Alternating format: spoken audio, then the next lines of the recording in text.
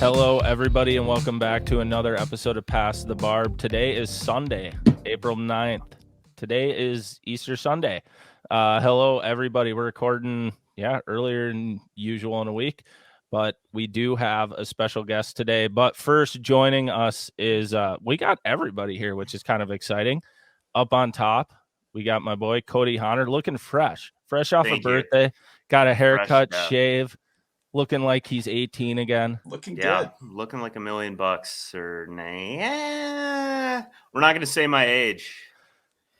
25. We're staying 29 for the rest of my life from here on out. Yeah. So Connor is a nice and spritzy 29, looking great.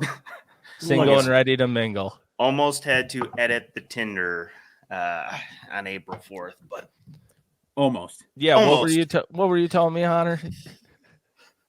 Almost had to delete the Hinge and reboot it up to change the settings to 29 again. I feel like it's not a good look whenever every time you see a 30-year-old, you're like, you got issues. Yeah. You either have issues, divorced, 2 children, a long laundry list. So I don't want to be a part of that club. You just got to lead with that, dude. That'll be my profile message. I am neither this, possibly this, but you'll have to find out. Yeah, there's only one way to find out. Yeah. The answer to the question you're thinking is I'm addicted to fishing and probably drink too many beers on an average weeknight. And quite a bit of nicotine, but it's fine. But that's it. You can change that about me. All right. And down in the corner, we got back in his basement, we got Mr. Ryan Pinkalla. Yeah, we're doing a little bit of traveling still, checking things out. I think we got the mic sitch fixed. Yeah, it wasn't a Wi-Fi issue. It was a mic issue. Yeah, so you guys can all suck it, okay? It was faulty equipment, Adam. Yeah, well, yeah, sure. I definitely vetted that. I was provided. Thank you, Bezos.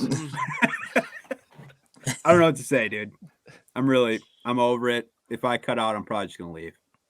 All right. And then in the other bottom corner, we got Mr. Will Stolski, fresh in his new place. He's moved. He's not homeless.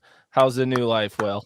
It's pretty good. It's good to not be homeless. That's for sure. I think this is the 3rd different location that I've recorded in. So, and next month it'll be 4. That's the most exciting part. Amazing. I get to move again. So, and I don't know if I'll have service there. We'll find out. But do the people that own that home, are they going to be home soon? So we got to hurry this podcast up. Or... Yeah, they're actually not home right now. They're having family Easter over in Butte. So I don't know when they're going to be back. Do they know that you're there? That I'm a podcast superstar. You're squatting? No, they know I'm here. I moved in. What was it? Thursday, I think. So I've been here a few days. So nice. Yeah, it's been nice. Helena's nice. It's warm here. Windier than fuck, but warm. So that's nice. That's good. That's good. The real thing is, so the question is, when you move to go to a new location for a month, how much did you actually unpack? Hardly anything. I don't know if I sent any of you guys a picture of my storage unit, but dude, it is stacked, stuffed. So much crap, dude. And I gave so much stuff away too to Goodwill, but I just have so much.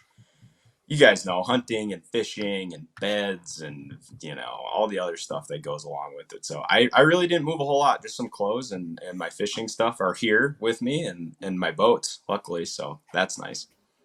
All you need is one change of clothes and a boat. So yeah, I'm good to go. So yes, it's nice. You let me I got my drift boat and my jet boat out here, so plenty of room. So that was huge. So hell yeah, I like it. Perfect. All right, so real quick, we're just gonna dive into typical current events to lead off the podcast. Whatever we got going on in our lives that we're gonna talk about. A little bit talking about Will moving there, but Connor, what do you got going on other than turning the ripe age of 29 once again? It's been 4 years running. No, it's been the first time. But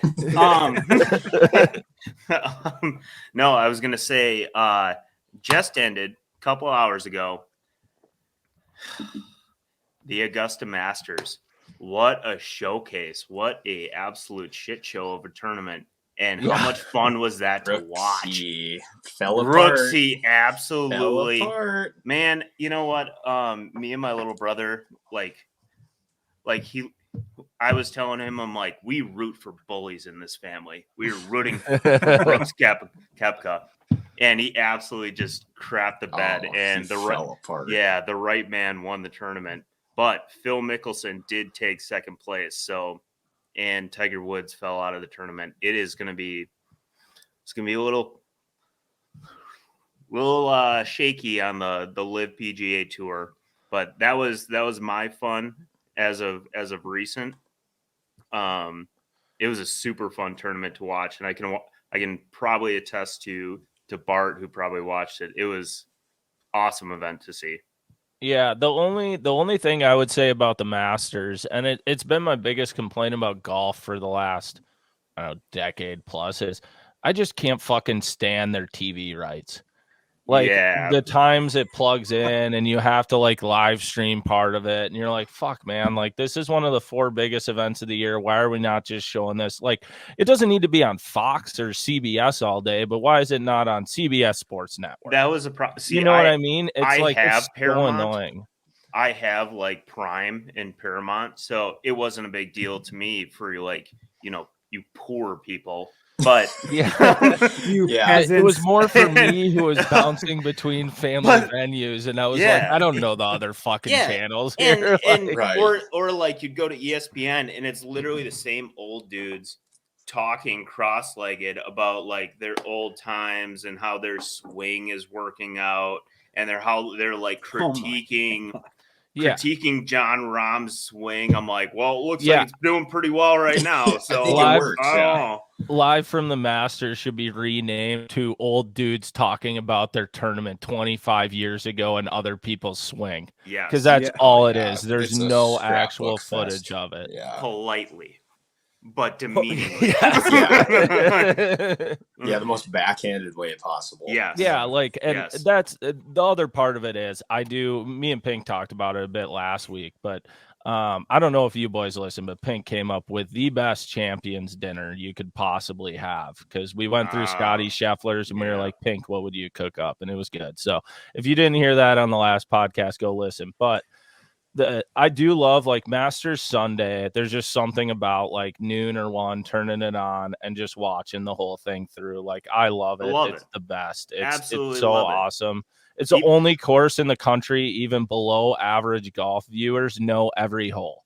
Yeah. And it's so cool to watch a shot and just be like, oh, he's fucked. Yeah. And I've never played there, but you just know it. Like you're like, well, that was a bad shot. And dude, last week we talked about, because like I'm not a huge golf fan. I will watch it, and like some of the bigger tournaments are cool because you got like some of the best dudes in the game, right? Mm-hmm.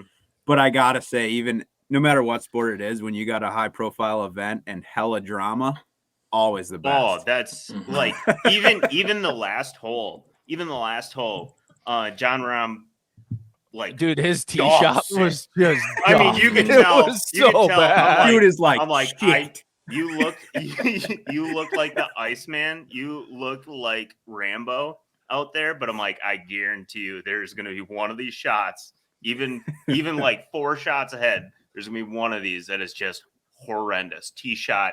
I mean, look like one of us. Gibble, gobble, one of us. I am the shanker, one of us. And it like hit a tee shot, like didn't even make the fairway. I'm like, pants down, baby, pants down. He didn't hit the women's tees. Like, dude, it was such a bad shot. It was the tracer even lost it. Yeah, like there were 5 different camera angles that showed the woods somewhere, and I was like, I don't even know where this is. Like, I couldn't even tell you. Awful. And then he's like, oh my god. Just got to keep eating those PB&J sandwiches that he was just scarfing down for the last 5 hours. Was it PB&J's? I thought he was eating a hot dog. It could have been a hot dog. It could have been a glizzy. It could have been a Cliff Bar. Who knows? But he was just like follow up on that.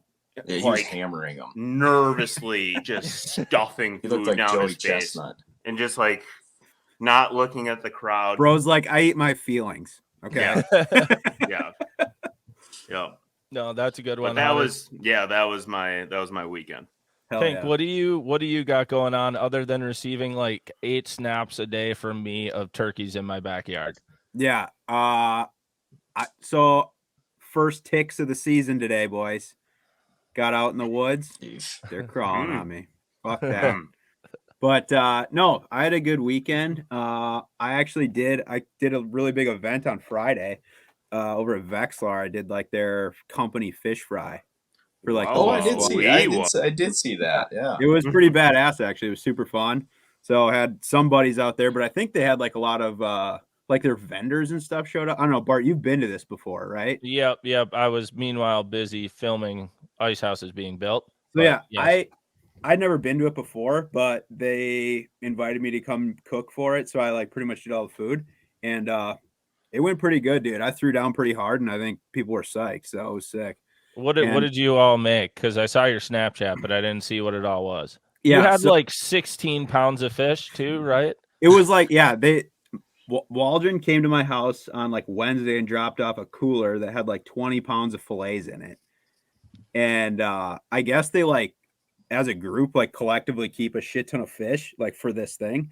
So they had all these Winnipeg greenbacks in there, just giants, dude, like slabs of meat in this thing. So I was like, dude, it was unreal. So I was cutting all them up. But yeah, I was like, I don't know, 18, 20 pounds of meat probably. So I did like just the regular fish fry that they normally do. But I did like, I made fish fritters. I did like walleye rangoons, which were freaking awesome. And then we did some like cheese and rice ball things, fried mushrooms, something else. I don't know.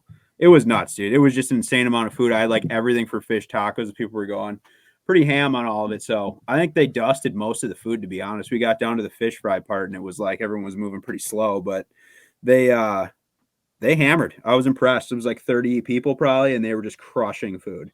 Yeah. But they sold a ton of my cookbooks there. It was pretty badass. Nice. Griff told me, he was like, the best part was like I was hanging out with other people and then they were waiting for the food. So I just hung out with Pink, and once he pulls something out, I just grab it. And then people are like, Griff, aren't you going to eat? He's like, dude, I've ate like 4 pounds of fish. You guys just haven't seen it. Dude, and they set me up. I'm like cooking in like the loading dock of their warehouse with like the door open. And it's just, I mean, there's like 3 fryers running. Like this place is totaled afterwards. And we just like, I was just like, all right. And we kind of packed everything up and I just kind of left. So I don't know, but that's perfect. That's they were like sprinkling like kitty litter on the fucking loading dock to get all the grease to go away. Grease. Not your problem, man. Show up, cook, leave. It didn't look super busy back there, so I think it'll be all right. Yeah, give the boys something to do. Huh? But no, it was sweet. It was a good time. So anyway, I don't know. It worked out good, and like I said, people ate a ton of food. So I think it was good. It sounds like a success. Awesome. I mean, that sounds like I think so. A big hit, so yeah. All right, Stolski, other than moving, you got anything going on, or is that your whole current events? Yeah, that's about it. It's starting to warm up here pretty good. So I've fished the last 3 days, and it's been pretty good. I expect it to just get better. So yeah, nothing too crazy besides that. So you got the fly rods out or what? Oh yeah, all about them. Although check that, yesterday I went fishing with my brother, and we did fish trout in the morning, but then did a little bit of walleye fishing in the evening, and got a few eaters. Nothing spectacular, but a few for the pan. So that was nice. So. Right on, dude. Nice. Yeah. It's nice when you can kind of, combo it to catch fish that taste good too, Yeah. Yeah. That's the way to do it. For me, I mean, like I've kind of talked about in the last few, I pulled the boat out of the garage. She's sitting out front. It was like 50 plus all weekend. Super nice. Just been rigging rods, getting ready I got a 4-week stretch of derbies coming up. So dang, player. Just getting like, I literally have to rig every rod I own because I'm going down south. It's like spawning tournament, ledge tournament, come home, river tournament. So it's like, oh my God, I got to literally spool up everything, but it's fun. I'm really excited for the next few weeks of just getting after it, chasing them. It'll be a good time. Literally all over the country. Should be a good time. That'll be sweet. Yeah, it'll be fun to hear about that. Yeah, it'll be interesting to see how it progresses. Either by week 3, Adam's going to be really broke and being like, man, this sucks. I don't really like this very much anymore. Or we'll be having a good time the whole way through. Hopefully we catch some fish. Heard the bite's really good down south, and it should be primed up and ready around here if we don't flood out. So I think everything's progressing pretty well around here, though. I don't think we're going to get too bad of a flood. Nice. But, yeah. other than that, so new to Past the Barb, we have never had a guest. A guest interviewer. Hayes just gave us trivia questions, which we love, Hayes, and we would have never known about all the Christmas albums. So true. We would have never known. God, that I still laugh. East Atlanta Santa, you know? Yeah, dude. I mean, who knew? Yeah, 1, 2, and 3. I laugh every single time about that.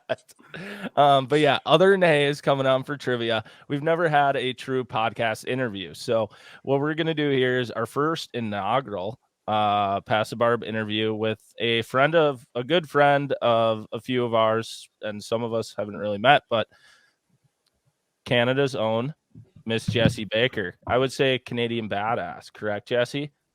Yeah, I guess if that's what you want to call me, I'll take the title. You earned that. I guess. I feel like I'm under a lot of pressure now that I know I'm the first one. You are. Yeah, that this was is tremendous pressure. Yeah. Is it that, or you're surrounded by like 4 dudes looking at one little screen of you? Yeah, I don't know. It's that, and there's a lot of cats in this house right now, so a lot of weird. All right, well, it's been fun.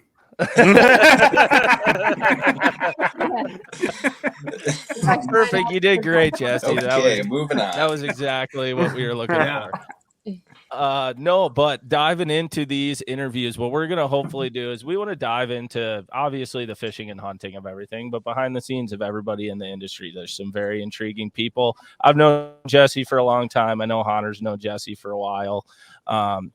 And yeah, Jessie's super cool. So the number one question I have to ask, and it's because of during COVID, I saw Jessie just getting out and getting after it. So now I need to know, Jessie, why do you like smallmouth bass more than muskies now? I know. Oh, come on, shut up.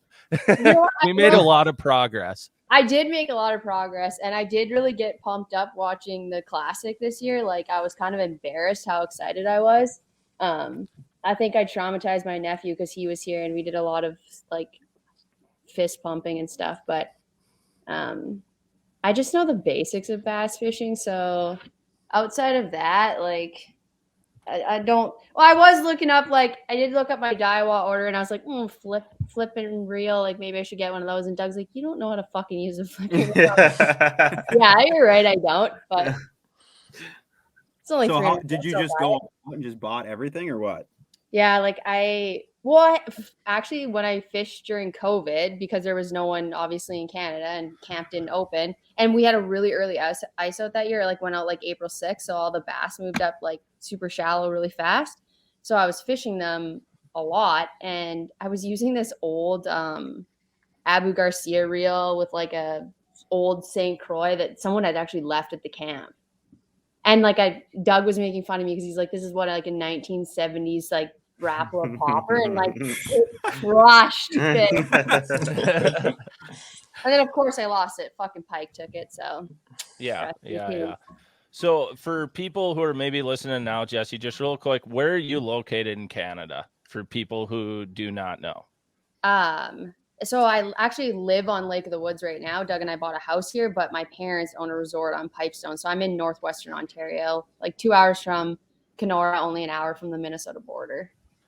Oh, perfect. Nice. Okay. That is what I thought. But what we're going to dive into now is, I mean, just a little bit of everything. If anybody else got anything they want to add, we can go into it. But also from your Insta, I do know Leo is probably the most famous cat in the fishing industry at this moment in time. What do we need to know about Leo and your other cats? Leo is literally kicking the shit out of this cat right now. So this isn't my other cat that's now on Instagram. He's actually my neighbor's garage cat, and so he's living like cat paradise over here. Besides the fact he's getting his ass kicked, but yeah, Leo is like, he's the camp cat. That's his title. So what, this other cat just rolled up and now he lives in your house? Well, no, he's like, my neighbor's gonna and they're like, can you watch him? Yeah, he I don't know, I kind of like might keep him, but I can't have 2 cats. It's just getting ridiculous. But well, I don't know. My girlfriend always tells me once you have 2, you can have like, or once you have 1, you can have 2, 3, 4, whatever. So that's what's gonna happen. Like, I'm like, Doug's, I'm trapped out of the US, so like I don't even really have a husband, so I might as well just have like 25 cats at this point. Doug That would is be a just nice tuning welcome. out of this podcast so fastly now. Just Doug coming back from like a long day of guiding, and there's like 25 cats welcoming. Dude, What'd you make for dinner? Oh, no. Get ready for your Green Bay special. It's a frozen pizza. Yeah, he loves frozen pizza. Well, then there should be no problem. No, he loves it. Yeah, he loves Ropa's pizza. Yeah. He does. He doesn't like that, and well, yeah. He's just kind of pathetic when it comes to anything. Well, I mean, while we're on the topic of Doug, we might as well dive into this just because I know Hahner was somewhat up here for this. But so you and Doug, if people don't know, Jessie and Doug are married. Doug Wagner, Muskie guy out in Green Bay, Wally guy as well. But they got married up in Canada, and please interrupt me if I'm incorrect here, but you got married up in Canada this summer, and then the week after there was a sim shoot. Like, and Hahner, like 2 days after. Yeah, and Hahner told me a little bit about the whole transition of everything there. So if you just kind of, I don't know, dive a little bit into one, like, what was that like? Did you get a bunch of people who actually were able to come up to Canada to see that and everything? And then, like, I know, Hahner, you got to fish with Jessie a little bit. Like, what was that like? For me, it was embarrassing, but other than why was it embarrassing? The wedding, you were marrying Doug. No. Obviously, that was embarrassing. The wedding was a train wreck. The fact that I had to marry him twice was really bad, but no. Twice? Wait, what? Yeah, We're missing something here. Okay, take a step back. Originally, we got married in 2020 in the States, and we didn't have a wedding, so then we decided to have like a party. And you originally got married, was that pre-COVID then, or like it was like right in the middle of COVID? Okay. Yeah, and then we had a wedding at camp in September, and then the Sims guys were like, hey, we want to come up and do a shoot. And I was like, okay, well, here's a couple dates. And then Patterson's like, oh yeah, perfect, we'll come on the 6th. And we got married on the 3rd. And so I was like, okay, great. So then all these Sims, well, Bud shows up, he doesn't even have a passport. That's a dirty story. And then they show up and they bring like 1 case of beer for 5 days and no snack, not a single snack, not even 1 bag of chips. Hahner So drinks this 1 case of beer and 1. Yeah, we're feeding you. So like the first night, like Darcy, the guy that's taking photos, he's just like in the pantry at camp, just like absolute savage on all the snacks. They're out in the back. Luckily, we had a bunch of booze left from the wedding. They're like bringing all this booze in. I'm like, okay, you guys don't come prepared, but it was a super fun shoot, and we had a really crazy fishing experience. Yeah, I'm wild. I'm glad you enjoyed your honeymoon. Yeah, that was. Doug wasn't even supposed to stay. It was supposed to just be us, and then Doug decided to stay, and yeah, it worked out. Oh, so speaking of the honeymoon, I heard your honeymoon was basically Hahner in your boat muskie fishing with you and Doug during the shoot, correct? No, he was in the other boat, but then Hahner and I had our own honeymoon. We got to fish together that one day. We did, and then I got to be your adopted son for a while. Yes, and I was kind of scared for a little bit. I'm like, do I need to put my earmuffs on while mommy and daddy are fighting, or we do fight a lot on the boat? Doug, these are my fucking spots. You're fishing my fucking spots. Okay, don't tell me how to fucking run them. Doug wasn't even supposed to be in the shoot, so for starters, that little just like weaseled his way in. And Doug isn't as fun as me, so like it just like really brought everything down a little bit, but we made it work. I love how the interview of really Jessie Baker. Yeah, it's just been ragging on Doug. I love the interview of Jessie Baker has turned into the roast of Doug Wagner, and I am just here for it. This is my job. Doug wouldn't have a YouTube channel if someone didn't make fun of him, because it would just be all him like straight facts of fishing. Yeah, exactly. Yeah. Well, he's the Terminator of muskie fishing. Yeah. Hahner, you should bring. You were telling me a cool story of you guys up there targeting some you guys caught a bunch of muskies in each day, correct? Yeah, they did. I got to enjoy it for a little bit. I fucked up a couple muskies and I caught it. I did catch a muskie. I blamed it on Doug. Doug's leader. You lost that It's really too big short. one in the skiff when you fell. Oh yeah, that was that. I mean, if you want to embarrass me in front of the people, that's fine. That was we were bass fishing. This is how it started. We were actually they made us bass fish, and so we're catching all these bass, and Patterson is over in his boat, and he's like, "Oh shoot, there's a muskie on live." So literally, both Han and I toss our rods down. We grab our muskie poles, and we're casting. And you had what? Do you have a beaver on or something? You had some.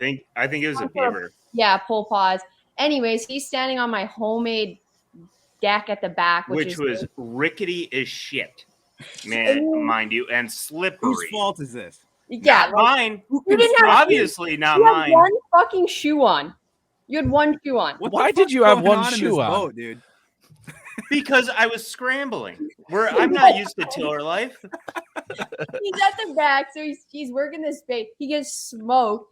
Sets a hook, freaking completely falls off the casting deck. Just an absolute gong show. Loses the fish. On my back, and I kind of blew the moment. I'm still waiting for. Tell me there's video of this. Oh yeah, Bud got all of it. He said. Oh and my god, a really big fish there. Like I go. To it was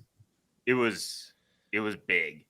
And then he's out of my boat. I'm done with Hahner, so he goes into Doug's boat, and Doug just has, so we pull up to Doug, and Doug has a muskie in the net, and he has a muskie on a jig and wrap on the line. And we're like, what is going on right now? So then they do whatever, and Hahner's like, oh, I'm getting in Doug's boat. And then you choked on the 8.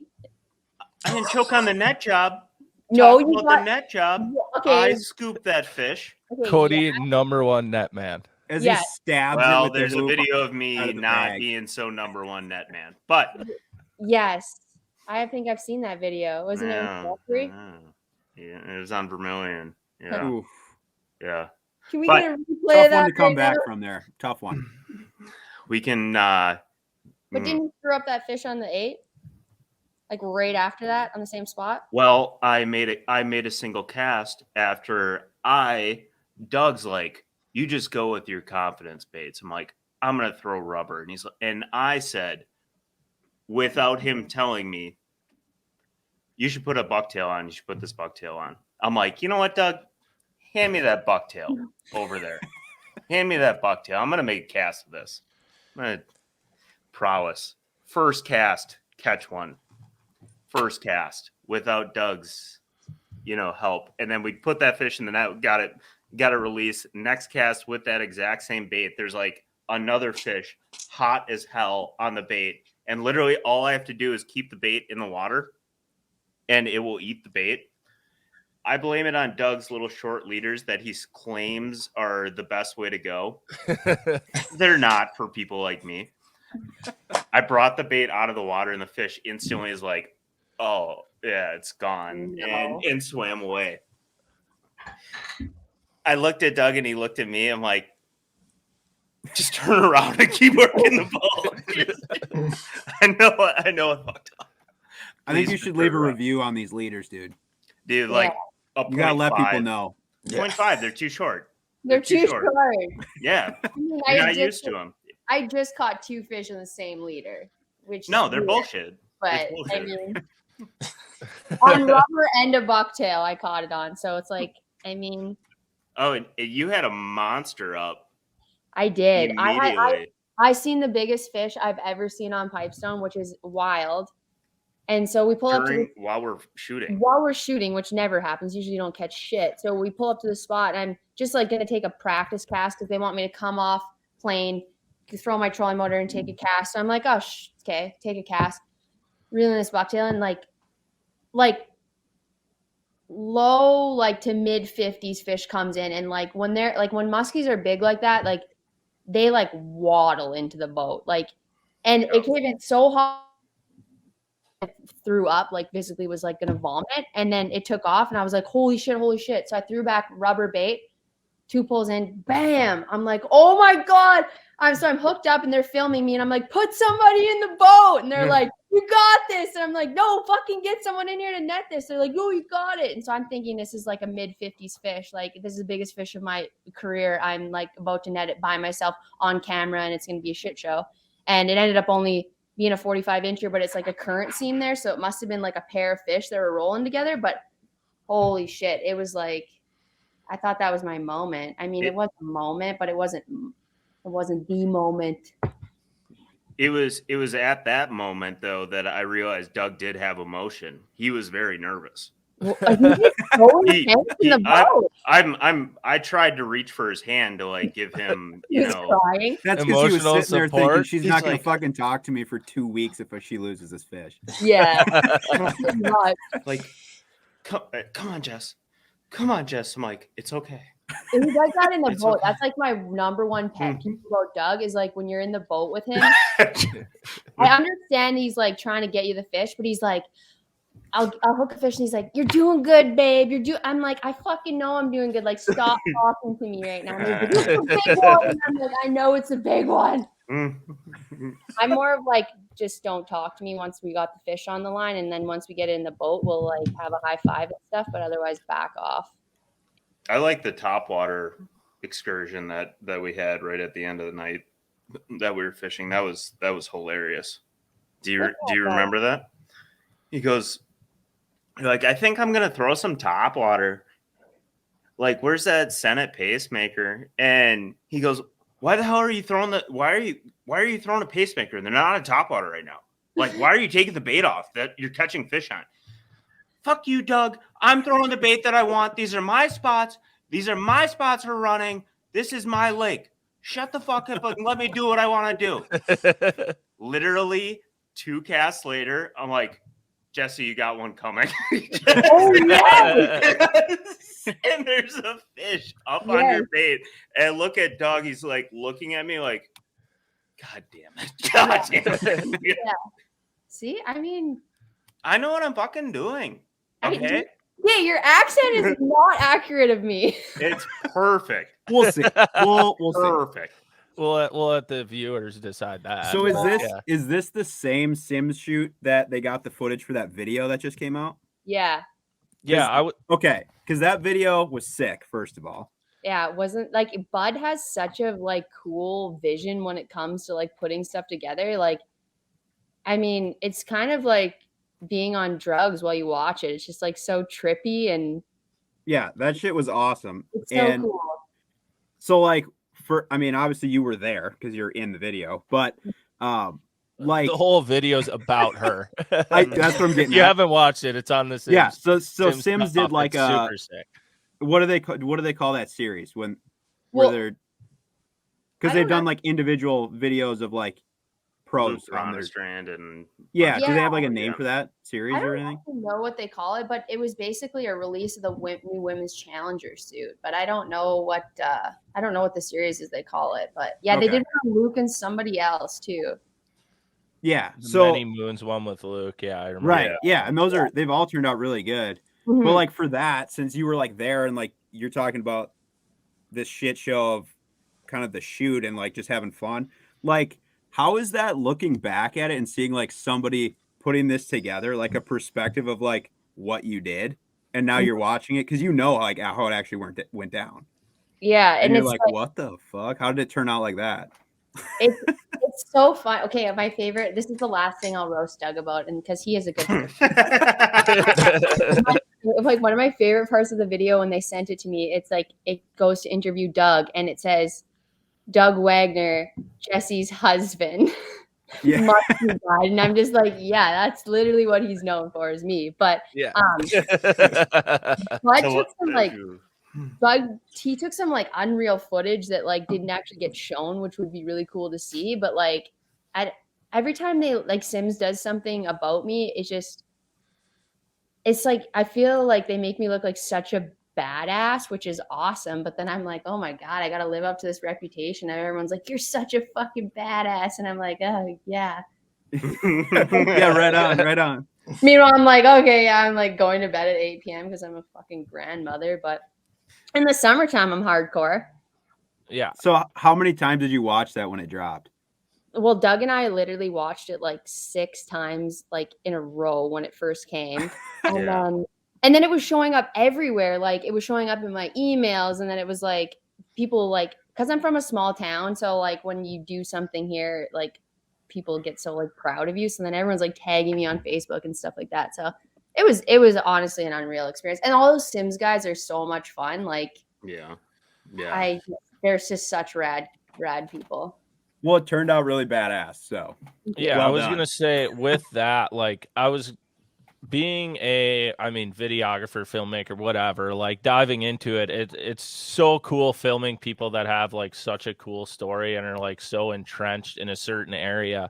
And if I remember, like it was almost labeled as like Miss Pipestone or something like that. That was Sam Moore's.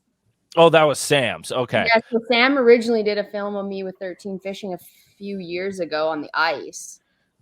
Oh, yes. And then there was a Sims one this year. But like with all that, like what as I mean, generically stupid as it sounds, like what does that mean to you? Like that place means so much to you. Like that's literally you. Like that's when you like how I there, know right? you is Pipestone. Yeah, so I grew up on Clearwater. My parents bought a cabin there when I was 4, and then we always went and fished on Pipestone. So then like it's so weird because I mean it's such a cool life and I understand that. Like it seems so normal to me now. Like when people see the portage and stuff, they're like, whoa, this is unreal. And it's just like it's so natural to me. But that's like the elevator thing you always post, right? Yeah, because that's you just posted that literally like the other day, didn't you? I did, the elevator or whatever. So people like there's some YouTube videos of it and stuff. But like every time we go there, people are so alarmed. And I think they're like kind of nerve wracking. They're like, okay, do we get out and stuff? I'm like, no, we literally just pull our boat on and then they'll pull us over. But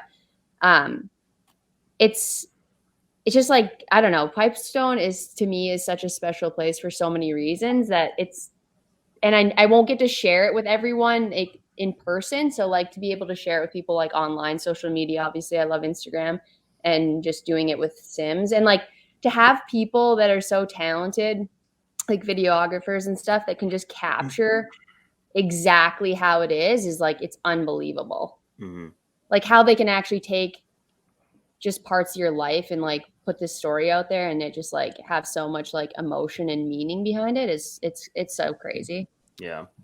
So, yeah. And that I did sorry, Cody. I did find that film for people who want to see it. It's Embracing the Grind, Jessie Baker. It's on the Sims Fishing YouTube channel. Mm-hmm. It's fucking so badass. I mean, Bud Cipoletti crushes everything.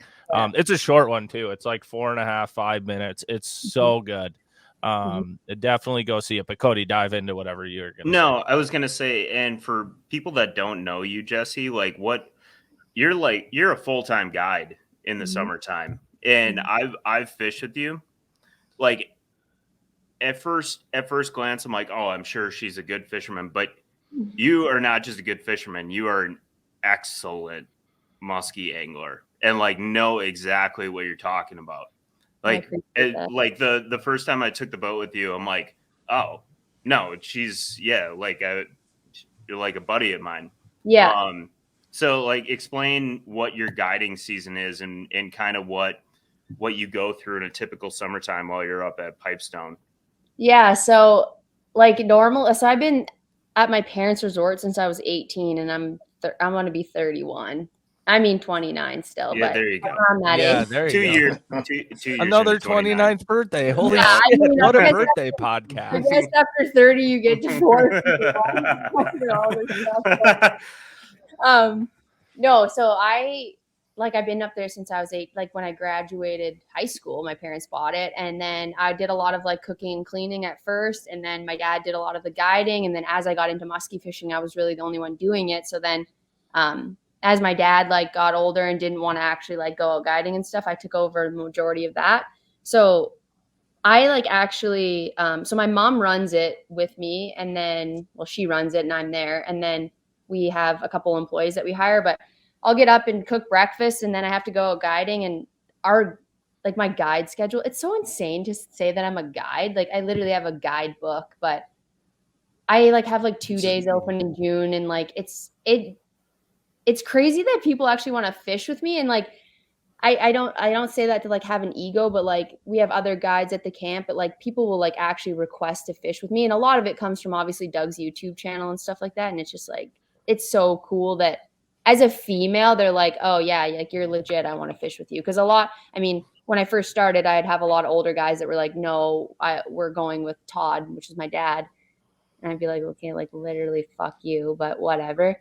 And then as I like got better and more educated on fishing, now people like actually want to fish with me. So yeah, I already have like, I think like 47 guide trips booked. So it's going to be a crazy summer because like camp life is busy. Yeah. Well, don't shortchange yourself on that end too of being like, oh, people find me from Doug's YouTube channel. Like I did not find you from Doug. No. Like there's a lot of people who know you out there from that too. Like you're a badass muskie angler. And like with all that, like, I mean, as stupid as it sounds, like, why is it muskies? Like what got you there? And I feel like that's like a black hole of a question that Hahner could talk about for 27 years, but you know, what is it? Well, and you know what? Like, honestly, I mean, as much as like we make fun, like I said to Doug the other day, like Doug's so like hardcore muskie, and don't get me wrong, I love muskie too, but like we make fun of every other species. And like, I mean, the classic got me fired up. Fishing for walleyes in Green Bay in the springtime is like the most incredible walleye bite you'll ever experience. Like it is just like, I don't know what it is about that bite that's just so exciting. I mean, the fact that you're going to catch big fish, but I think for me, I like muskie fishing so much is because it's challenging and like you have to like entice a fish to bite. Like the fish comes to the boat and like it's up to you whether or not that fish is going to bite. Like they're not like, I mean, a pike will run into the boat and then bite your bait after because they're so stupid. But muskies are just, they're hard to catch. It's a grind. It's challenging. But I mean, sometimes mentally I'll be like, holy shit, I can't do this anymore. So luckily I have the opportunity to fish lake trout, bass, walleyes, everything up at my place. So, but does it help that you live in probably one of the best places in the world to fish for muskies? Yeah. And like, I mean, realistically, yeah, it does. It's not like you live in Wausau. No, that is true. And like a place like Green Bay, I mean, obviously, granted, you can catch huge fish in Green Bay. Dude, it's a grind. You might as well just bang your head off the wall, and you're gonna have a better time than fishing there. Because like it's that, like I can't like for Doug to do that every single day and just like. I mean, he does have mental issues, obviously, but I married you. I make fun of him when I'm not guiding people out there, and I'm just like sitting having fun with my buddies, and I'm like, this is stupid. And I'll like I'll text Doug. I'm like, having a good time. He's like, no, this is actual work, and we're like trolling walleyes with a pack of 200 boats, just going the same direction. Yeah. It's a mental like, oh my gosh, if I can outlast these people, I know I'll show the people in my boat a good time. Yeah. That's extremely hard. Yeah. Like being a muskie guide is like, it's like 10% catching muskies and 90% trying to entertain your clients so that they have like an okay time. Like the amount of conversations you have to have in the boat is just like, I'm just at the end of the day, I'm just like, don't talk to me, please. Cause it's like you get people too that come up there and they've watched videos and they have expectations and they get in a boat and instantly they're like, okay, so how many do you think we're going to catch today? And I'm like, fuck, if we see a fish, I'm going to like, God, like, please let me see a fish today. But yeah, it's cool. You had this hilarious statement that I like cracked up when we were like, well, right before this, you're like, oh, Patterson, do you want to see a bass? And you flick a Ned rig behind your shoulder and you catch a smallmouth. You're like, it's that easy. Let's go muskie fishing. Like, it's stupid there when they're deep. Like you can catch them like ridiculously. It was hilarious. But then we were starting to talk about like guiding or like just, funny people that you get in the boat with. And you said, there's this old guy that I was fishing with. And he's like, did you know loons? And you're like, Yes. Really? Some people, No some way. people can have silence, and sometimes I'm like, okay, if we just have like a moment of silence, and they'll be like shooting facts off about like literally loons, and I'm like, I didn't know that. Great, but at the same time, let's just have a little bit of quiet time. But Yeah, no, I that think was it's just challenging for me. Yeah. So that's keeping why. people entertained all day. Yeah. So I guess outside of the fishing stuff, because like you definitely do like a lot more like entrepreneurial stuff and well, not just the outdoor stuff, but other things. Mhm. So I gotta ask, how did you get going on this? So you made me these. I Right here. did, and Yeah, I want to know what the Thank fuck you, you by the put way. in that thing. Yeah, Yeah, whatever's in Pinkalla's that bracelet. I couldn't catch shit this year because of that fucking thing. Okay, so So- what did you put in that bracelet that made him catch every big crappie in the crappie So chronicles wait, this first year? of all, so because you're like very in the know on like all this crystals and shit like that. So Yeah, how did you get going there? I'm very like, I guess you would call it spiritual. I don't know, like it's funny too because like in the muskie, like in the fishing industry, like you get a lot of people that are kind of like, not to say simple minded, but like just don't think of a different perspective. But I really got into crystals like 5 years ago. Actually, when I like went on The Bachelor, had this crazy like. Oh, we're gonna dive into that too. So Yeah, we well, don't like, need to go side tangent there, but yeah. That kind of ties into this because like it was such a crazy experience. I had this like kind of like spiritual awakening, and then I really got into crystals. And I'm also like a firm believer that like you can basically manifest whatever you want into like life. And so I started making bracelets after my dad died. It was like a really like a healing process for me. And then I started posting them online, and people started buying them. And yeah, like even Doug wears bracelets, and like Doug is like, he doesn't like, we don't think the same way by any means, but like he rocks the bracelets. And I have a bracelet I wear every time that I like go guiding, and maybe it's superstition to some people, but like if I don't have that bracelet on, like I literally don't catch fish. And so like I still have the bracelet, and I've been wearing it for 2 years, and it's like, call it good luck or whatever you want, but I mean, this is basically a review right here that Bart's not catching any fish. I'm telling you right now, I don't know what I will it is, pay but a at high this point, dollar for one of these. I'm not willing to bracelets. try. How much I'm are not they? willing to try without it. So Yeah, I know. I looked at him. Jesse, you need to know this. I looked at him in Maine because he brought it up to me in the UP. Yeah. And like we went out to Western Minnesota, filmed the show. We got to Maine. He banged more big ones. Well, we're just surrounded by big ones the whole day. I looked at him. I was like, take that fucking thing off tomorrow. Like someone else needs to catch I was like, one. fuck no, And I'm he not. There's he no looked at way. me. He's like, no, we're all the way out here. I'm wearing this thing. And I was like, fine, because we only have 4 days to film. But I mean, okay, so like, I mean, like that is Muskie, for anyone listening. It's here is home, correct, Jesse? Yes. If they're looking for it, yeah, I need one too.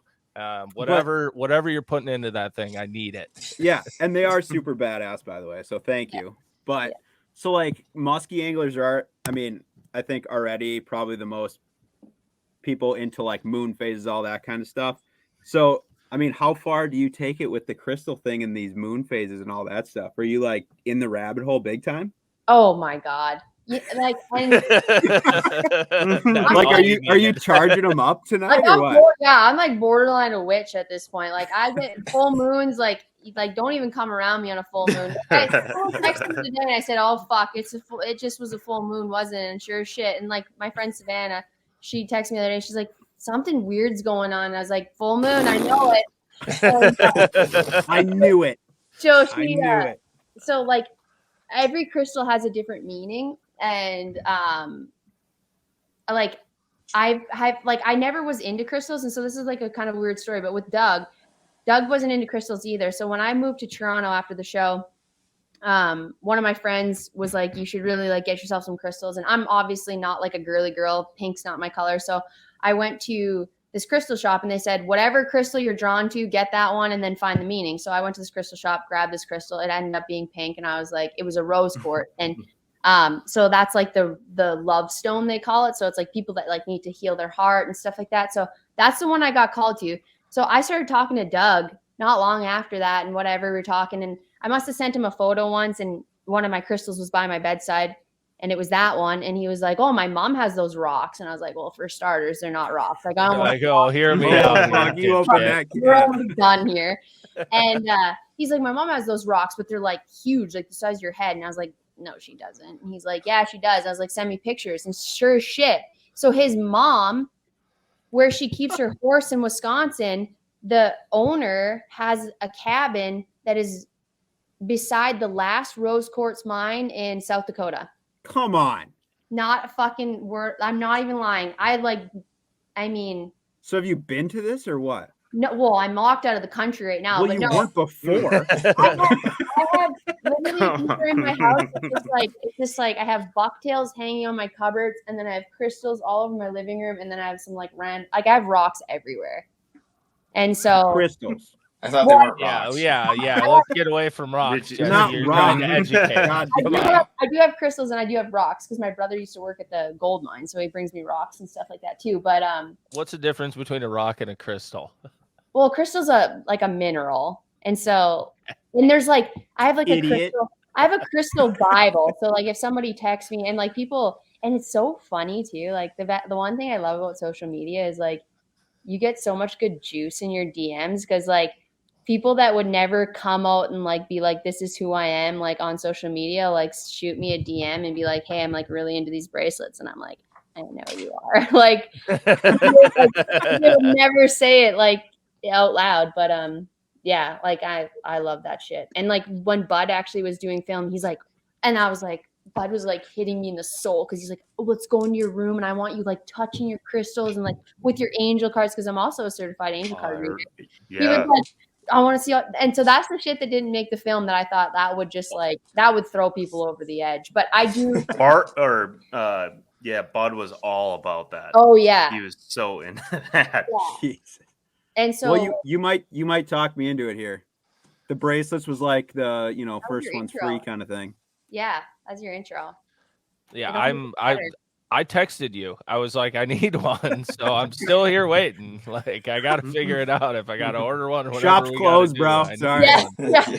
Oh, we're temporarily. I don't know if you heard, but I didn't catch any fish at Grand. So whatever rock fixes that or crystal, I should say, crystal. let's get that. I'm gonna have to go into my Bible there for a second and figure. Yeah, I need help. But yeah, I'm not your average. I guess I wouldn't say like I'm just not like your typical person. I No, mean, you kind of sound like a musky fisherman. and I'm yeah. like a hippie and like I don't know, just I mean, I don't think you could be more musky fisherman. I love it.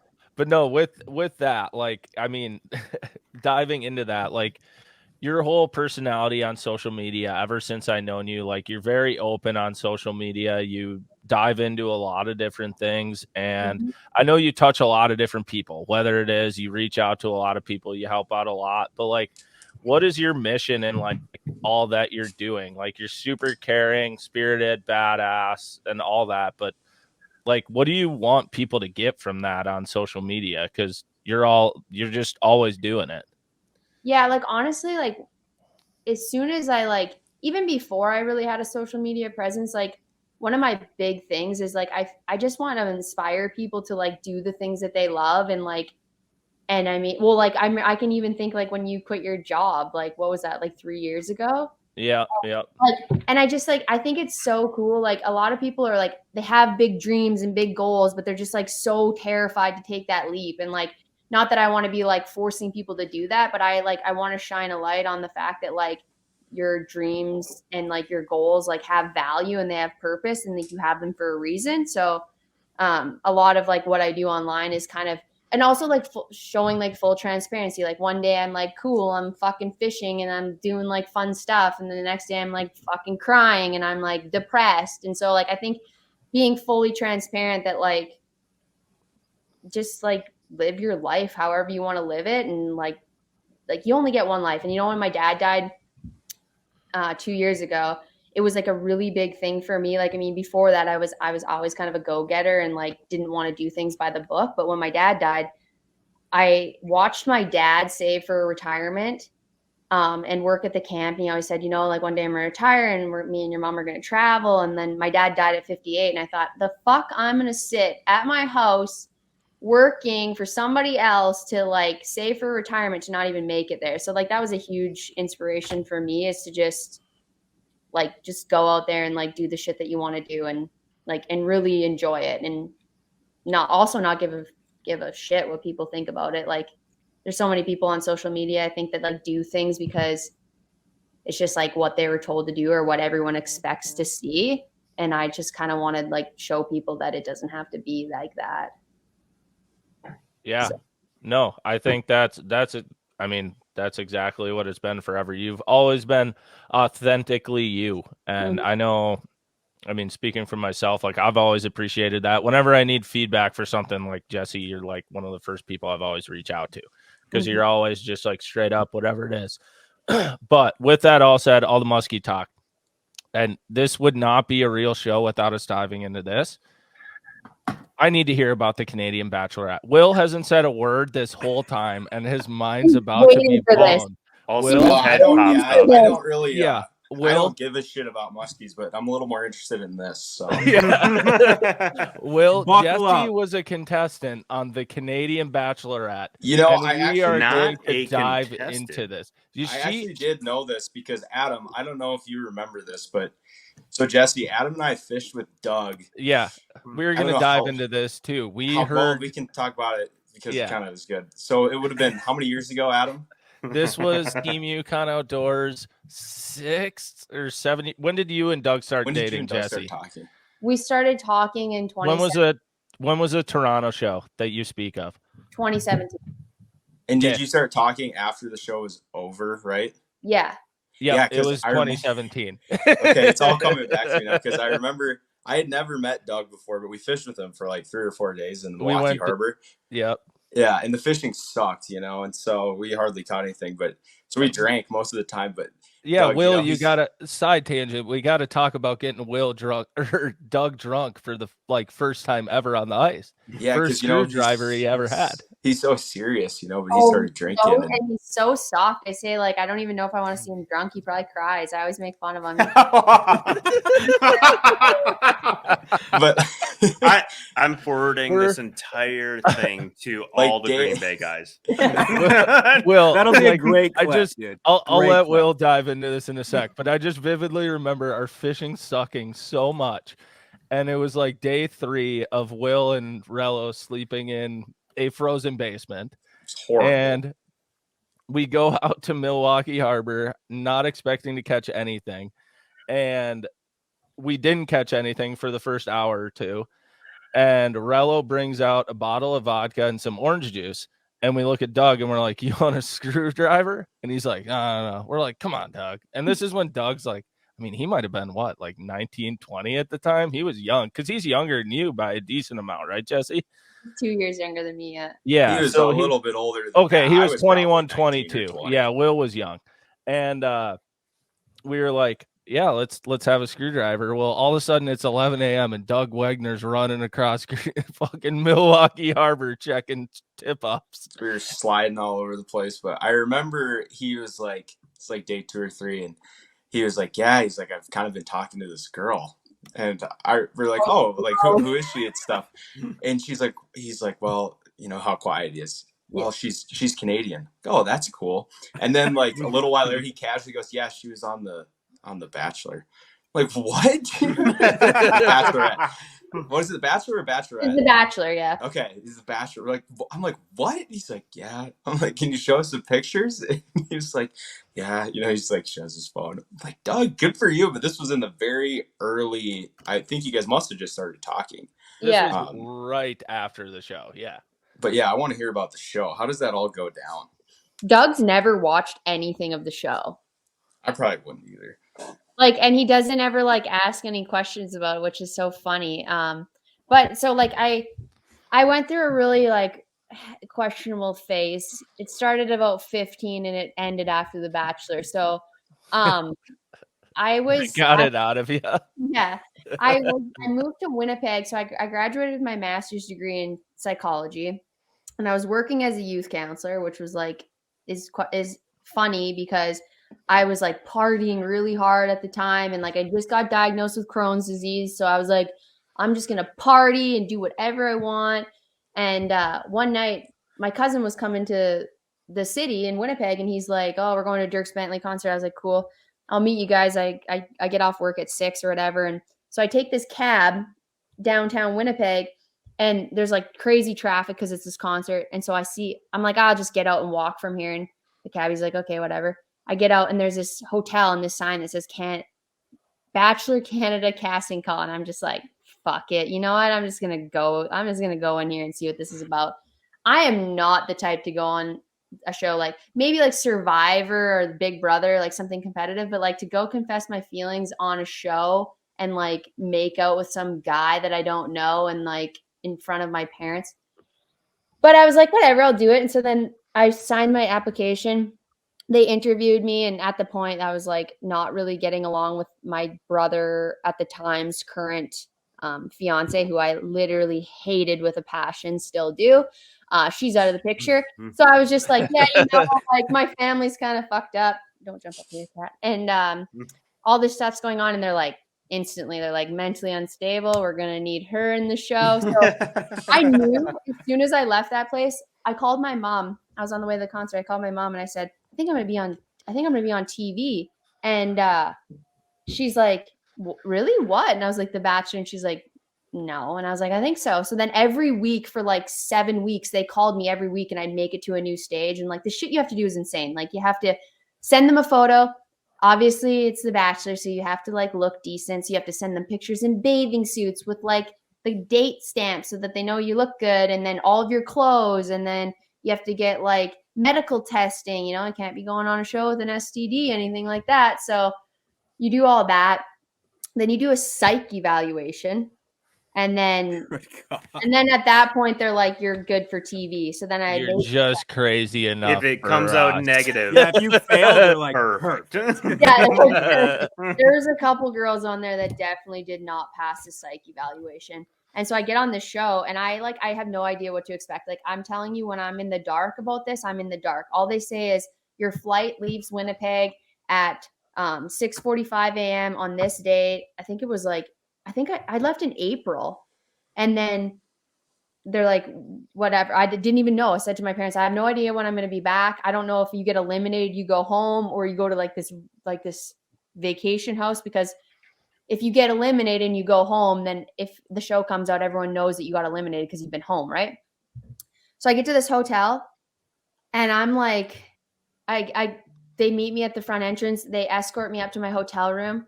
They drop me off in my hotel room. They're like, hey, someone will be here to check on you in like a little bit. And I'm like, okay, don't know what's going on. I'm like, this is so weird. I'm like, okay, try to turn on the TV. TV doesn't work. I'm like, what the fuck? I'm like, no clock in here. I'm like, what kind of hotel is this? Like, I try to call out the thing. I try to call like my friends and like from the hotel, like call my parents, like say whatever, I'm coming. They've already taken my cell phone. The phone doesn't work. It just goes to the front desk. So I call the front desk and I'm like, hey, the phone doesn't work. The TV doesn't work and there's no clock. And she's like, yeah, someone will be up there to talk to you shortly. 2.5 hours later, somebody comes in to give me another psych evaluation. I had to stay in that hotel room for 48 hours by myself. They brought me my food. The like the little peek hole on the door. Did the TV ever start working, or you were in there with no TV? You're not allowed to watch TV. Oh my God. So then the peek hole on the door is blocked. You can't even see out. So, I mean, being a psychologist, I knew at that point that they are like emotionally trying to tear you down so that you're on edge. Like at all points in time, like, I mean, it's scripted to a sense that like they edit a lot of things out, but like you're literally living in hell the whole time. And then they're like, you don't drink, right? So they're like, no drinking. And then it's like, I don't know if anyone knows anything about it, but then there's the rose ceremony, right? That's when you're deciding if you're good enough, I guess. And they're like, who wants wine? And everyone's like, yeah. And then you just get fucking trashed. and then you're like emotional. And like, it was, so I was there. I made it to the top 4. And then I had emotional breakdown. My dad had just gone in for a biopsy. I was like worried that he was sick. The guy was a piece of shit, and I knew he was a piece of shit. And so I was like kind of ready to go home. But I wanted to bring a bucktail. That was going to be my gimmick. So when you first meet them, you give like some people do a gimmick, and I was like, I'm going to do a bucktail. I got a bucktail engraved that said, "I find the lure of the unknown irresistible." I get to the thing, and the producers are like, "No, you're not doing this. No one's going to know what this is." And I was like, "Okay." They're like, "We like the fishing thing, but we would like to do a different bait. Like, no one's going to know what this is." And I was like, "Okay, whatever." So they bring me this bait that's like a Johnson silver spoon or something. Like, I'm embarrassed at this point.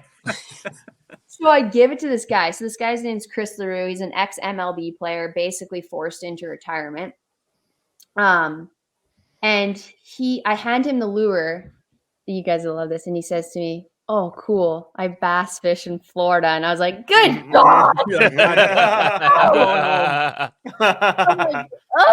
I'm like, "Okay, great." And then I really loved the girls, and so I stayed. And like, you think that you like the person, and then so I made really good friends off of it. And I got to go to Mexico, Costa Rica, Dominican Republic, stay in but it's crazy. Like, so we stay in this luxury mansion in Costa Rica. It has 17 bedrooms, and at this point there's like 12 of us. We're all sleeping in one common room. And like, I'm talking, so there's 3 bedrooms and there's 1 living room in this small place that we're sleeping. And so a couple of us got there first. So like, I shared a bed with another girl, Katie, and then our friend Dee slept on the top bunk. And then there's a couple other girls in rooms. And then everyone else is in single mattresses. Some are in fucking air mattresses. And I'm like, holy shit. I didn't know what I was getting into. Like, some crazy girls. There was a couple girls that I could have literally just punched in the face that I didn't, but I wanted to. But yeah, Bachelorette in Paradise. Yeah, I mean, if anyone watches this and it's a girl or a guy that's highly considering going on The Bachelor, I just recommend maybe going to Big Brother, because you actually like win money and not. But that's a hell of an experience, though. Yeah, no kidding. How long? Like, what's the timeline on that? Like, how long? Yeah, did that how last? long were you actually there then? I left in April and I got home in June. I think I was there 8 weeks. Holy shit! Wow. Yeah, so like the That's night I get eliminated, it's like I'm so overwhelmed because I knew I was going home. Like the night before, what happened is this: we found out this guy, Chris, he tried to come to so they keep you in your bedrooms, like in your hotel rooms, like the whole time. Like it's not like you're not like laying by the pool all the time and like having so much fun. You're like in your bedroom, like depressed. And so he got drunk one night and tried to come to one of our rooms, and then he ended up having this iPad that he smuggled in, and my friend Lindsay ended up reading his iPad and seeing that he was like texting other girls. And like at that point I was like, I'm fucking wasting my time here. I don't even like this guy. So I tell the producers like I'm going home.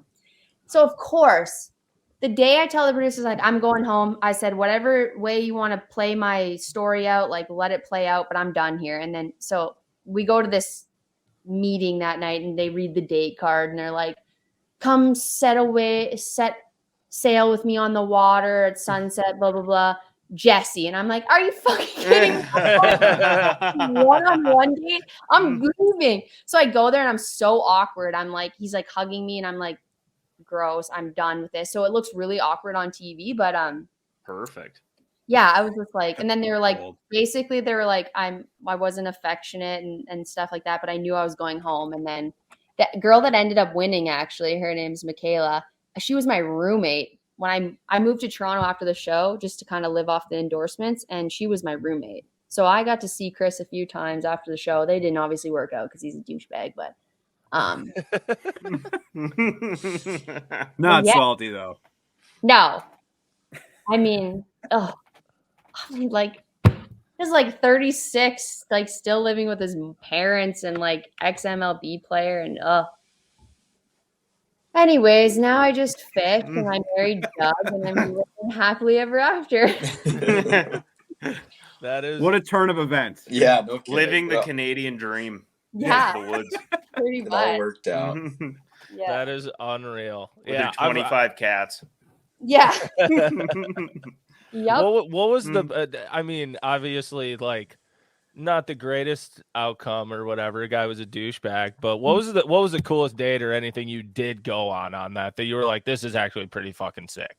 Honestly, I made some really good friends there, and we like there was some time, like when I'm talking, they like literally keep you in your room. They do, and like they're monitoring you at all times.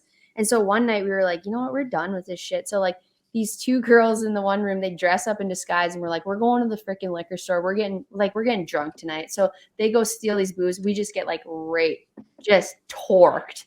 And then we're not supposed to be in the same room together. And like we would like crawl down the balconies, and I don't know if we really did any sick dates. Like, I don't even remember. Oh, we did go deep sea fishing. I went to go on that date. One girl got seasick, but we went marlin fishing, and the girl ruined it because she started puking. But that would have been a cool experience. Buzzkill. I was going through a phase at that point, but we didn't being able to like go to like Costa Rica. Like Costa Rica was sick. Like the house we did stay in, besides the fact that we had to sleep in one bedroom, it was sick. We had like 3 infinity pools, and like we had somebody like come in and cook for us and stuff like that. And like some of the girls I met on the show are still really good friends of mine. So that's badass, That's though, that it sweet. ended up being more than just like hanging out. yeah, and like For one go at the show. I think honestly, like I think, and it's weird, like because once you're in this culture, you kind of understand like what goes on behind the scenes. But like you become really close friends with these girls because you spend all of your time with them, and like not at one point ever did I was like, oh, we're all dating the same guy. Like it never like even fazed me. And meanwhile, we're like all making out with him like within like 5 minutes spans, which is just wild to think about. But yeah, like most part we were like, oh, that's really cool. But there was this one girl that was like seriously psychotic. She like sat us down one time and was like, basically like, all of you are like useless human beings. None of you are wife material. And I'm just like, the whole time they're filming me, my face is literally just like, they just keep zooming in on me because I'm ready to not see this girl again. But Yeah. Where can we find this tape? But no, it was a crazy experience. And then after that, I was kind of like living this like high life. I was in Toronto doing all this like really bougie stuff. And then I met Doug. So when I met Doug, he messaged me on Instagram. So Doug slid into your DMs. Oh, yes. And like super. I'm pretty sure, Will, you could verify. I think he may have said the other way at some point in time, right? Yeah, I don't remember exactly, but it was a different story than that. It was a musky rash on my hand, and he had DM'd me and said something. He said, you would look good in the front of my boat. And I said, oh my I do remember this. I said, I have 7 boats at camp, but thanks. And then we started talking a little bit, and then he was like kind of seeing other people at the same time, and I was kind of seeing other people, but he kept messaging me these like really super aggressive like messages. Oh God, I'm gonna ruin his life right now. Okay, here we go. So he sent me this picture. Oh, I forgot about this. He sent me this picture, this selfie with him in a towel, no shirt on, in the bathroom. He sends this to me. And I'm like, okay, that was like really aggressive. Anyways, like a year later, I found it on his phone, and it was like 4 years old. Oh my God. And he had like copy and pasted in his notes like all these messages he was sending to multiple girls, and I was like, and so he started texting me a lot, and then I was like, okay, he got you with him though. But then I was under contract. Like I was under contract. My show hadn't aired yet, and no one could know I was like even considering other people. And so I kept deleting his messages on Instagram. Like I delete my messages. So it was like literally our conversation just looked like he was just basically stalking me, because I was like, this guy's going to rat me out. I said, he's going to rat me out for sure. Like he just seems like the type. Oh, is that the ghosting story for like 8 months or something that he said, or exaggerated? I don't know. Yeah, because so we made this plan to meet. So he was going to work Joe Bucher's booth in Schaumburg, Illinois, and we were going to finally meet. We had talked for like 6 months, and we were finally going to meet. And I was like, cool, my parents are going to be at the show. Like, cool. like 3 days before the show, he's like, yeah, I'm not working Joe Bucher's booth anymore, but I'm still going to come. And I was like, whoa, I don't like this pressure thing. Like, I don't want you coming there for me. Like, I don't even know if I like you. Like, it was cool that you were coming there and like you had to be there, but now that you're coming for me, no. And he literally goes, what are you, just some internet slut? I was like, whoa. But we did end up meeting, and we like hung out for one day, and then he left, and we didn't see each other again for 6 months, but we kept talking. And then I was talking to my mom, and he met my parents at the show, and my mom's like, so you like this Doug guy? And I was like, no, he's like really obsessed with me, and like he really like treated me like I was on a pedestal, and I don't like that, like that being admired in that way. And so I was like, no, I'm just going fishing with him. And then I like fucking just was obsessed with him after like 11 days. And I bring him home and I'm like, this is my boyfriend. And my mom's like, what? And meanwhile, my ex-boyfriend's working at the camp, and we're like, and Doug's like, hey, nice to meet you, man. And he's like, I'm like, oh, what? Mr. Riz. Yeah, he's like, Doug was aggressive back then, but it was so funny when I found that picture and I thought, you fucking sly dog, just sending me old freaking archives of topless photos. Like,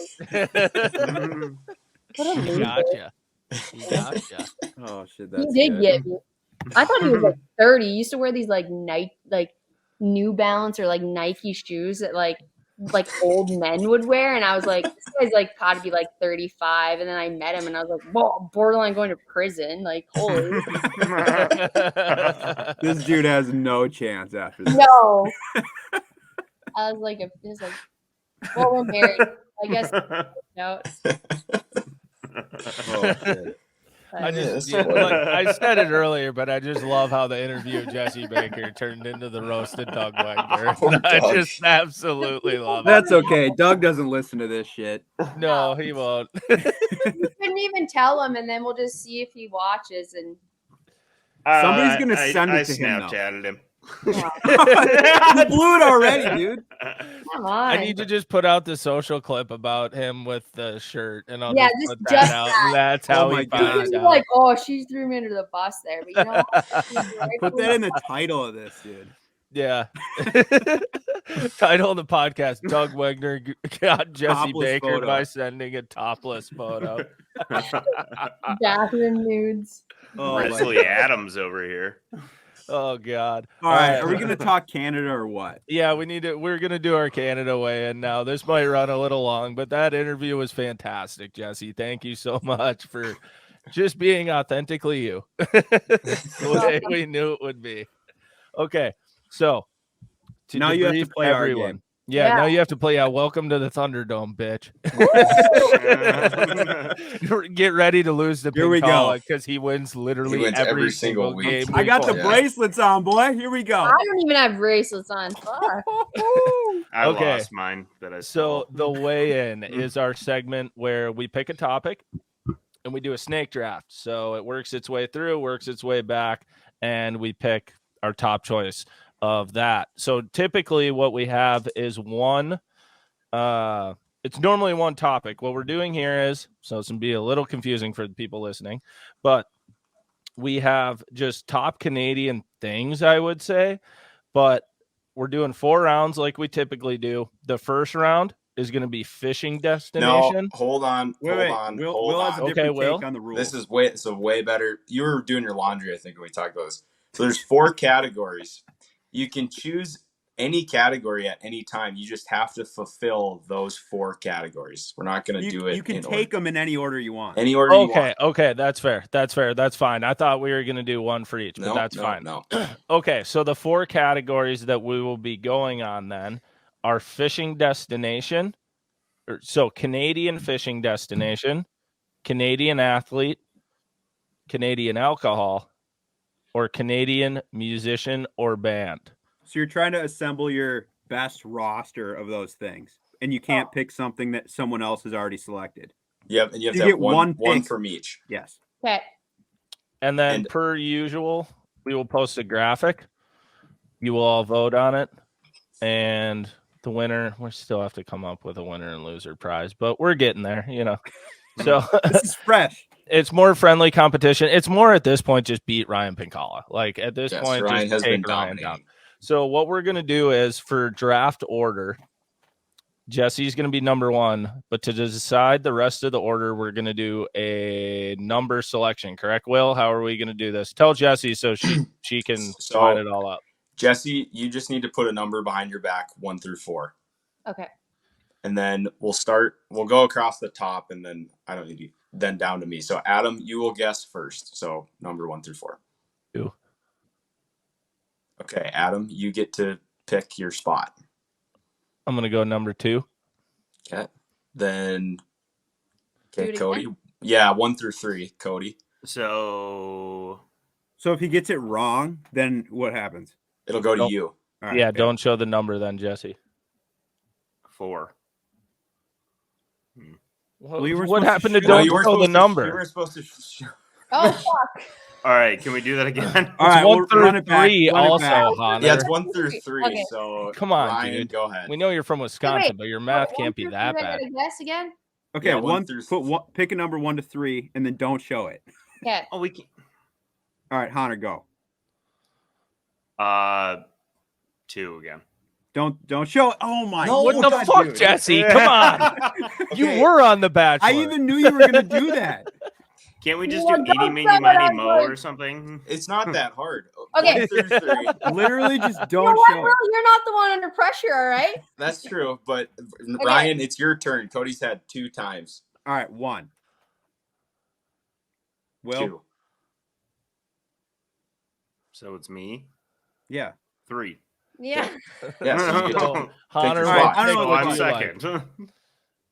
No, Okay. Adam, No, you I'm get- first. you're I'm gonna after do me. first. Okay. First. And then we Okay, need to so- do 1 to 2 to select Pink or Will. This is Okay. unbelievable. This was not a good thing, Will. This was It's terrible. not. It's honestly not that hard. And Jesse's already number 1, so Cody, you have to pick 3, 4, or 5. Oh, I suppose I'm gonna do 5. Okay. Good call. Then you get the wraparound. All right, 2. I'm going 2. 1. Will. I will pick 3. I guess All right, what is my scrappy 4th? you're scrappy 4. Yep. All right, let's run So it. That Stolski was is a hard 3. quiz. I can't imagine what's next. So it's Jesse, Adam, me, Ryan, Cody. Okay. All right, Jesse, you are picking Hey, we off did it. the top. Yeah, holy shit, Yeah, that boy, took a that while. was challenging. Okay, the best Canadians or Canadian thing of fishing destination, athlete, alcohol, musician, or band. What's your top pick, Jesse? Your pick one lead of off. one. One pick. I'll pick fishing destination. And what is that fishing destination? Lake of the Woods. Okay. Ta-da. Weird. Okay, now I got what- it down. We can't exactly argue that. That is a very good choice. And it's locked in. Once you say it, you can't change it. Yeah. okay. I will be taking the second pick. I'm gonna go athlete, and I'm taking Wayne Gretzky. Motherfucker. Dust. That's what I What a wanted. Duster. I mean, you had to take it. Yeah. Like that's, I mean, the great one. Like That's because he Sorry, Googled Jesse, but Canadian that was- athletes, and it was I- the first one that came up. I was literally no- did. That's a great, That's that's not- a great that's not- pick, Adam. I'm not And even- now, Hmm. okay, so I got 3. We talked about this a little bit. Adam, could you go over the alcohol clarification? Alcohol clarification: if it is Canadian whiskey or Canadian branded, it will be included. It does not have to be made in Canada. Perfect. Oh, Does not have to be made in Canada. Well, Yes. Just go. Hmm. We talked about this just go- beforehand. We literally Crown I didn't. Royal is my pick for number 3. Alcohol. Crown Royal. Fine. Ooh. Okay. Now it's me, eh? Yes, I'm taking alcohol. Molson. Good pick. it's a great pick. Blech. Good beer. Shut up, Canada. That's straight water. Hey, you got to think of the graphic here. Whatever will play to get you the win. I'm appealing to the fans. You got to Okay. remember, he has won 80% of these competitions. So Just let me do whatever it, way okay? he's going, Let me he's do my probably thing. going right. Okay. All right, so Hahner, you get the pick and the wraparound. Back to Yep. back, boy. we have the Queen of Canada here, so I'm hoping that we get some Canadian viewership. So I'm going to go with alcohol. I'm going to go with kokanee. Oh, that's That's a a great one. great Good pick. pick. That Mhm. was That's a solid. Thank great you. pick. Thank you. Great pick. And I am also going to go with an athlete. He is an MLB player, Chris LaRue. Oh my god.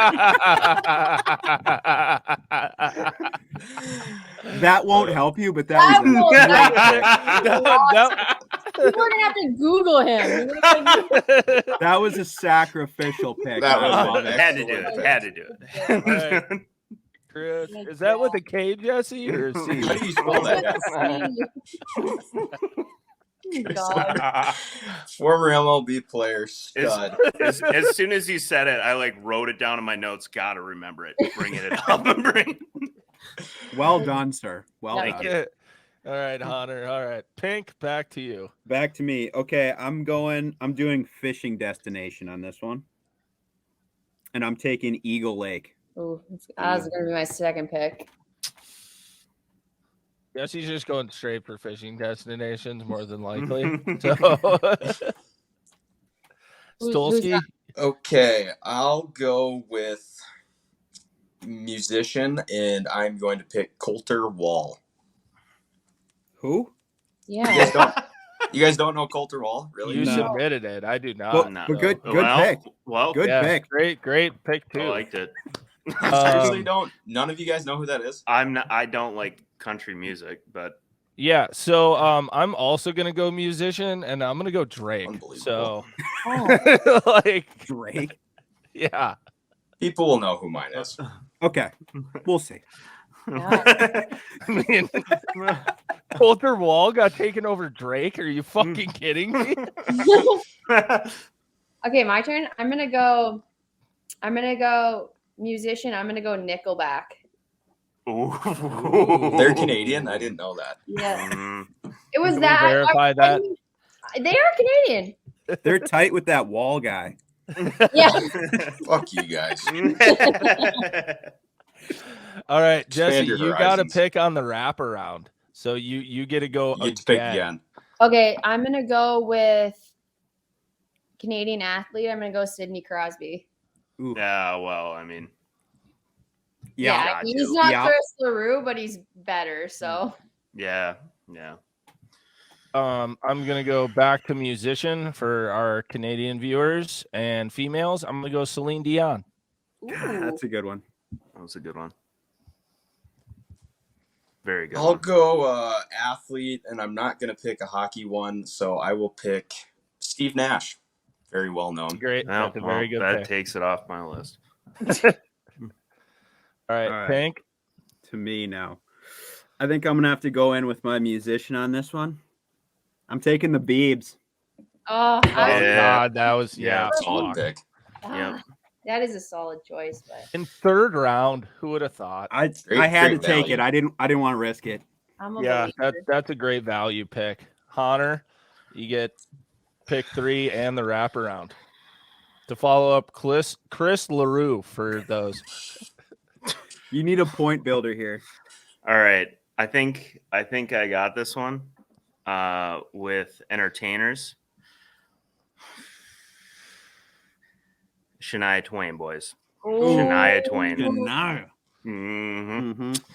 Yep. That Feel was- like that's gonna be the winner right I just there. literally can picture you singing "Man, I Feel Like a Woman" every morning for some Any reason. man of mine, I'd have overplayed that Instagram story so many times in my car driving to tournaments.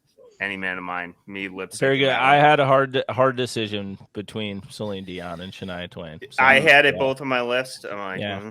Yeah. So I have to pick. What do I have to pick now? Well, Out- you're No, not no, out yeah, yet. no, Hey, give hold me a your second horse, there. No. It's Bachelor. coming You have back. to wait. Oh You're fuck! the last pick. Yeah. Playing our game now. Ooh. Don't worry, Chris LaRue's off the board. Yeah. Damn, that's what I wanted. So is Coulter Wall. Coulter Wall, yeah. That was a But great your second TV's round not going to pick. fucking work till this is over.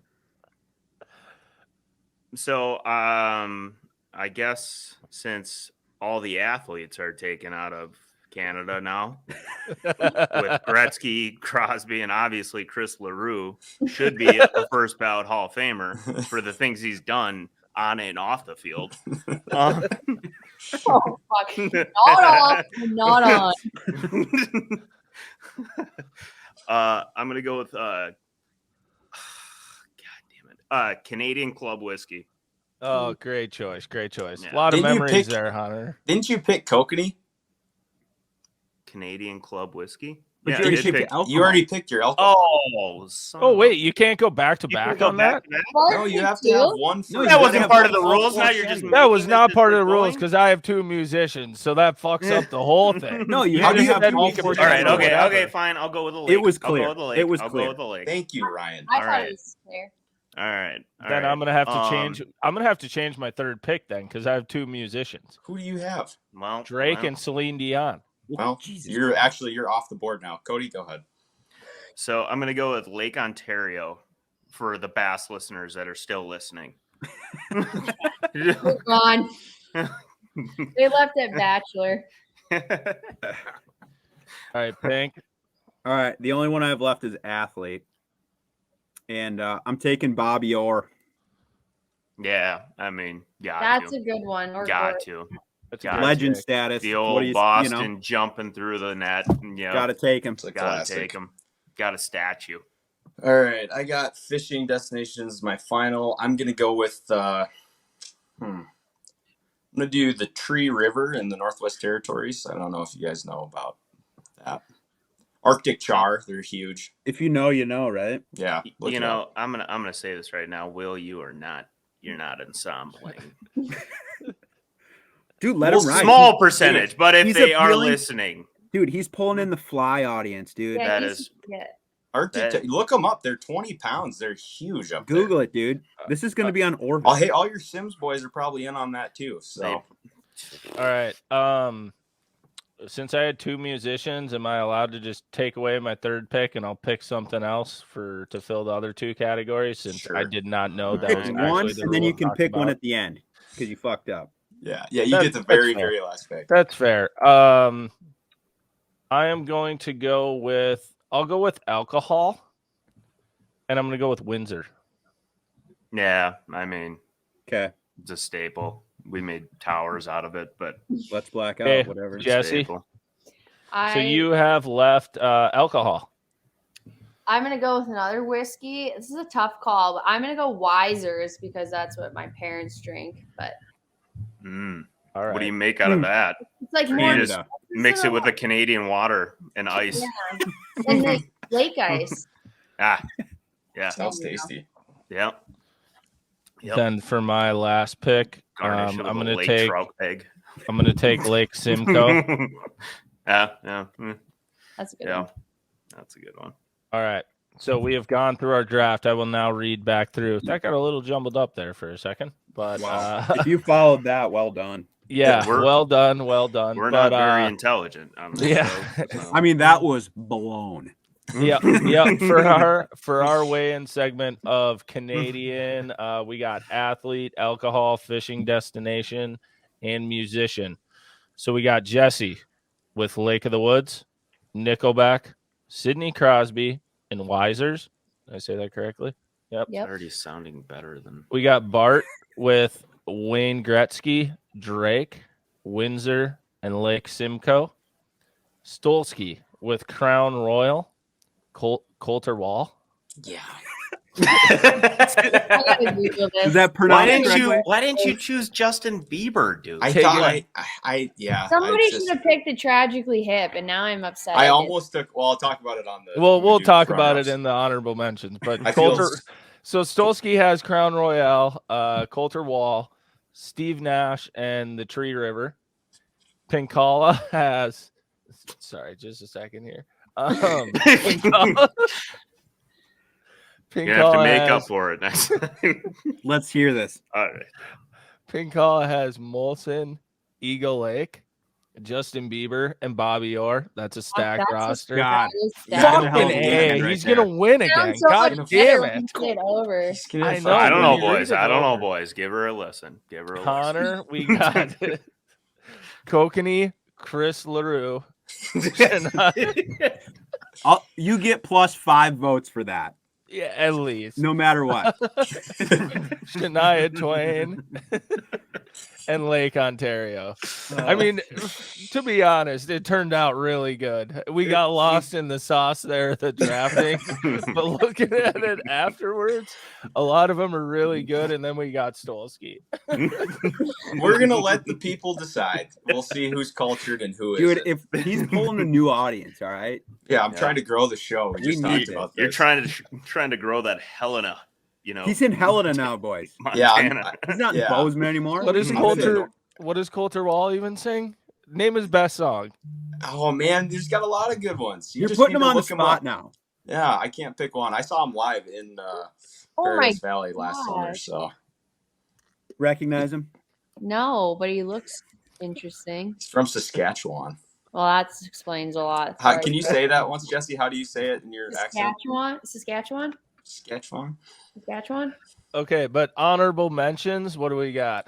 I had Gordon Lightfoot, who sings "The Wreck of the Edmund Fitzgerald." I should have fucking picked him. Oh.